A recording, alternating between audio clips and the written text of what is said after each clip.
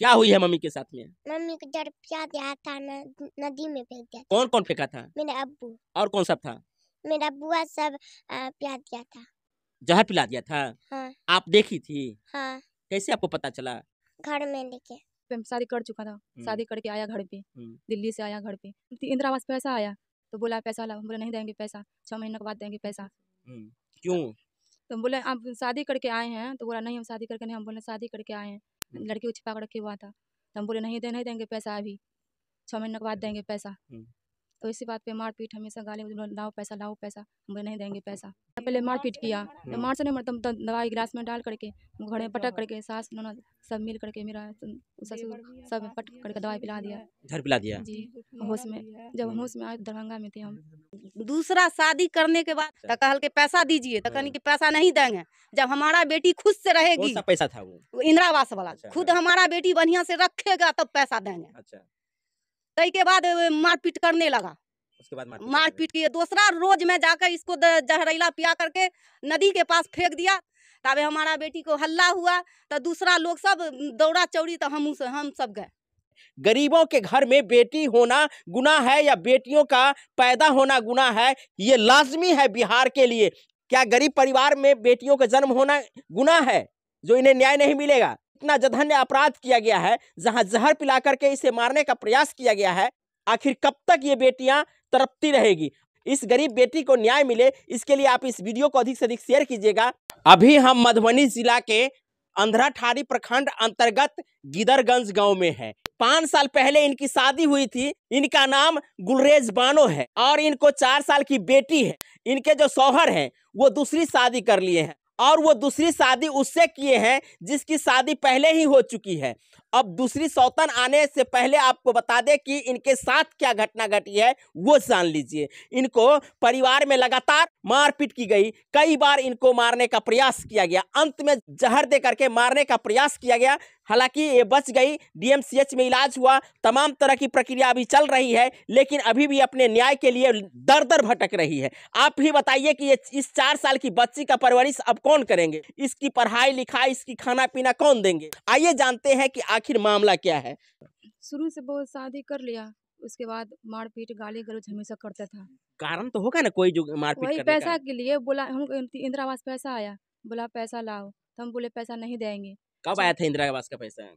इंदिरा आवास का पैसा कितना दिन हो गया, 6 महीना पहले आया था। हाँ, पे शादी कर चुका था, शादी करके आया घर पे, दिल्ली से आया घर पे, तो बोला पैसा लाओ, हम बोले नहीं देंगे पैसा, 6 महीने के बाद देंगे पैसा। क्यों? तो हम बोले आप शादी करके आए हैं, तो बोला नहीं हम शादी करके नहीं, हम बोले शादी करके आए हैं, लड़की को छिपा कर रखे हुआ था। तो हम बोले नहीं देंगे पैसा, अभी 6 महीने के बाद देंगे पैसा। तो इसी बात पे मारपीट, हमेशा गाली, लाओ पैसा, हम बोले नहीं देंगे पैसा। पहले मारपीट किया, तो मार से नहीं मरता, तो दवाई गिलास में डाल करके घर में पटक करके सास ननद सब मिल करके, मेरा ससुर सब पटक करके दवाई पिला दिया, घर पिला दिया, जी। होश में, जब हम होश में आए तो दरभंगा में थे हम। आप दरभंगा में थे? जी। आप पैसा जो मांग रहा था तो आपका शौहर था, तो आप पैसा देते ना? दिए पैसा, एक किस्त दे दिए पैसा, एक किस्त दे दिए।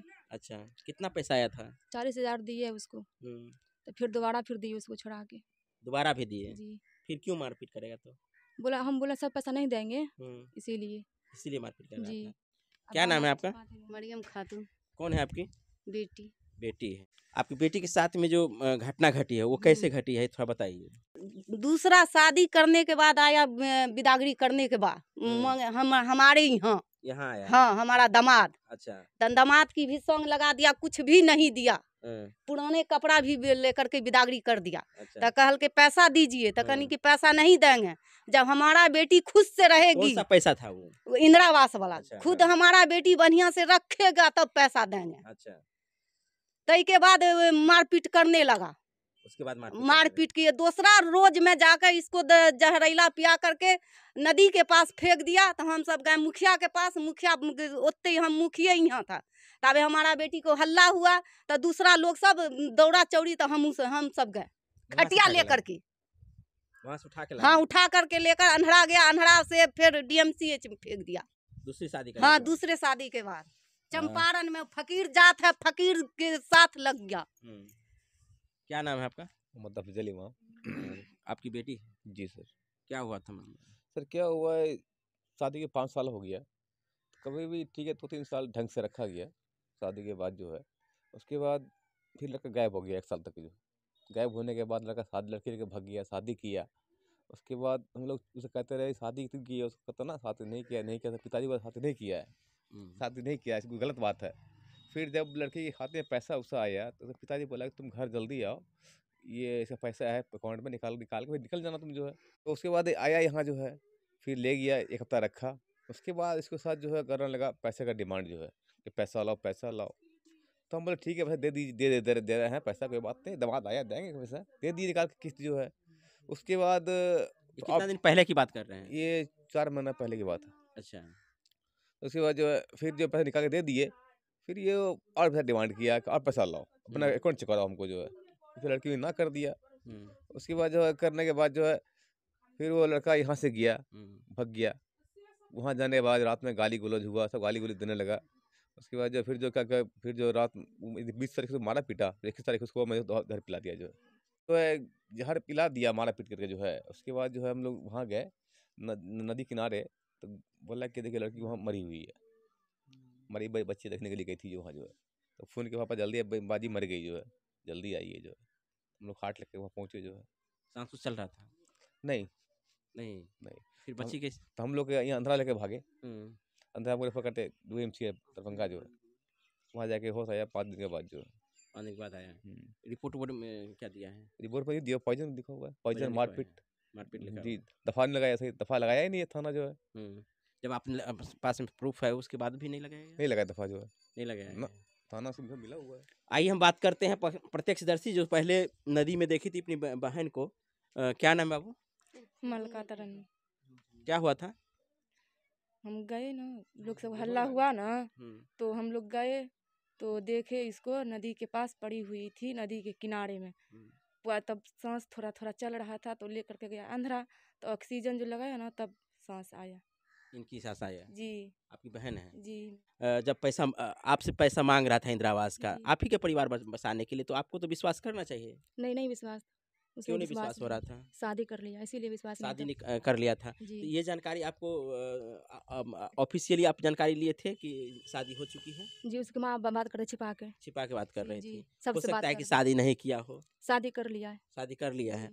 इसकी प्रूफ आपको पास में है कि कुछ? हाँ, प्रूफ है शादी का। हाँ। जब छोड़े हुआ फेसबुक पर जी, लड़की के साथ कोई भी फोटो छोड़ नहीं, लड़की सच्चाई है, गाँव में भी लड़की भी है। अच्छा। लड़की के साथ भी रहती है लड़की। ऐसा नहीं है कि आपको फोन तुन निकल के 11 में से नहीं, फोन तुन कुछ नहीं घर पे आया, 1 साल से गायब था। आप उनका पीछा करते ना कि कहाँ? हम पीछा किए, उसको ससुर से बोला झूठा है, छिप से हमसे बात कर रहा था। छुपा के रखता था? जी हाँ, छुपा से बात कर रहा था हमेशा।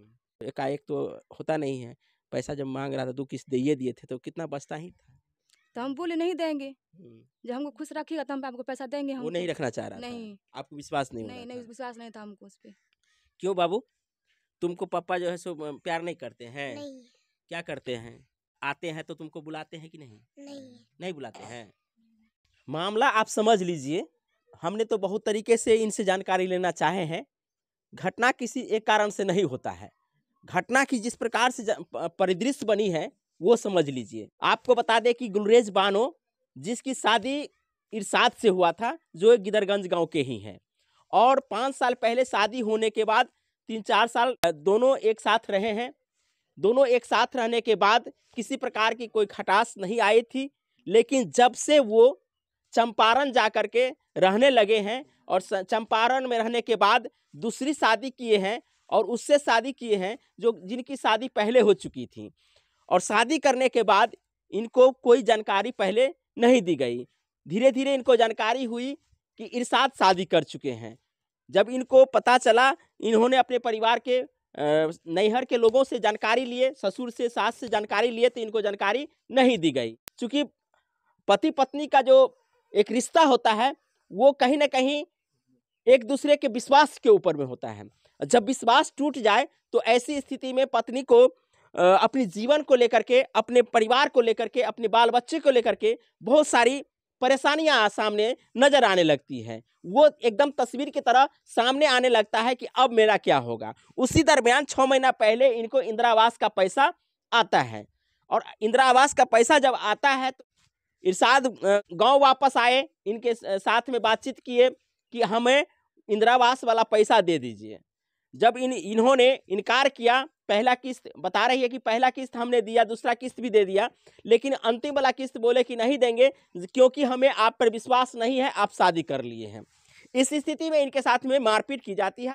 इनको जहर दे करके मारने का जो प्रयास कहे तो पूरी मारने का प्लान जो बनाया था वो उसमें सफल नहीं हुए हैं। इनको जहर पिला करके नदी किनारे फेंक दिया गया था, जहां इनकी सांसें लटकी हुई थी। बचना था, इसलिए आज इस दुनिया में, इस घर में आज यहाँ आप देख रहे हैं। नहीं तो जो स्थिति इनके साथ में बनी थी शायद ये नहीं बचती। यदि इनका इलाज सही रूप से सही समय पर नहीं होता तो ये नहीं बच पाती। और इस प्रकार की घटना जो देखने को मिल रही है, कहीं ना कहीं बेटियों के साथ में आए दिन जो घटनाएं होती हैं, बेटियों के साथ में जिस प्रकार से प्रताड़ना होती है वो आपको यहाँ दिख रही है। जहाँ लड़का दूसरा शादी कर लेते हैं और दूसरी शादी करने के बाद अपनी पहली पत्नी को अपने जीवन से हटाने के लिए, अपने रास्ते के कांटे को हटाने के लिए इनको जहर पिला देते हैं। भी किस प्रकार से प्रताड़ना की जा रही है, बेटियां किस प्रकार से सताई जा रही है, बेटियां किस प्रकार से सुरक्षित है, ये आपके सामने में जीती जागती उदाहरण ये बानों के रूप में है। अब क्या करना चाहोगी? इंसाफ चाहिए हमको। क्या इंसाफ चाहिए? हमको इंसाफ दिला दीजिए। अब पति के साथ में तो रहना चाहेंगी ना? नहीं रहना चाहेंगी। नहीं। क्या इंसाफ चाहती है? सजा दिलाइए, नाम छटा लिया है 5 आदमी को। उनको भी ना, वो लोग साथ में हैं? जी। क्या मांग करते हैं अंकल जी? हम देखिए आपको इंसाफ चाहिए, जो है कानून से जो है इंसाफ चाहिए। जी सर। क्योंकि आपको विश्वास है कि नहीं उस पर? नहीं, विश्वास नहीं है, अब विश्वास नहीं है। जो आदमी ऐसा कदम उठा सकता है, जान मार सकता है, कल गाँव मार सकता है, जो है हम लोग कहाँ जाएंगे? गरीब आदमी मजदूरी करके खाते हैं, तो सारी उम्र ढूंढते रहेंगे। देखिए लड़की कुमारी बैठी हुई है, शादी करेंगे, देखिए बच्चा बीमार पड़ा हुआ है, इसको इलाज कराएंगे, बताइए कहाँ? जब अकेले कमाने वाले आदमी है, घर में जो है मजदूरी करके खाते हैं, कहाँ से लड़ेंगे? इंसाफ चाहिए जो है। तो सीधा सीधा इस परिवार का मांग है और इनकी भी मांग है कि हमें इंसाफ चाहिए। चूंकि अब विश्वास तो बनता नहीं है। जिस बच्ची के साथ में, जिसके साथ में जहर पिला करके मारने का प्रोग्राम उनका अपना घर वाला कर सकते हैं, तो समझ लीजिए कि अब ये विश्वास कैसे करेंगे। इसके लिए इंसाफ के दरवाजा खटखटाए हैं। इंसाफ के दरवाजा में इनको क्या क्या न्याय मिला है वो थोड़ा जानकारी ले लेते हैं।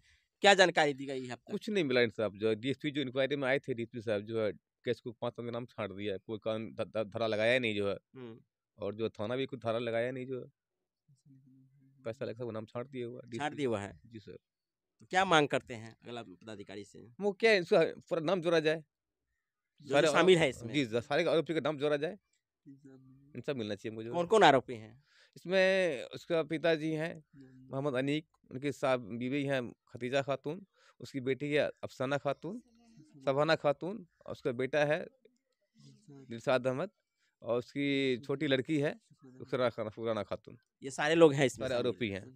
और उसके पति इरशाद आलम जो है, इरशाद भी है पति उसका। तो जिस प्रकार से ये मामला आपको दिख रहा है, ये पेचीदा मामला है। पेचीदा इसलिए कह रहे हैं, एक व्यक्ति किसी को पकड़ के जहर नहीं पिला सकते हैं। यदि जहर पिलाने का सबूत इनके पास में है, जैसा डॉक्यूमेंट में आपको दिख रहा है, दिख जाएगा कि सारा डॉक्यूमेंटेशन इसमें किया गया है। डीएमसीएच का भी रिपोर्ट इसमें आ चुका है, और तमाम सबूत आने के बाद यदि इनको इंसाफ नहीं मिलता है तो समझ लिए बेटियां कितना सुरक्षित रहेगी। आखिर ये दर दर कब तक भटकते रहेंगे? इनको आखिर न्याय क्यों नहीं मिल रहा है? इनकी बेटी के साथ में जिस प्रकार से उत्पीड़न की गई है, इनको न्याय मिलना चाहिए कि नहीं चाहिए? आप लोग भी कमेंट करिएगा। साथ में यहाँ के प्रशासन इनके साथ में किस प्रकार का व्यवहार कर रही है, वो बहुत बड़ा सवालिया निशान इस घटना को लेकर के है कि आखिर इस पर क्यों नहीं कार्रवाई की गई है। आखिर क्यों, जब इतने सबूत होने के बावजूद भी इनको न्याय नहीं मिल रहा है, तो अब क्या चाहिए?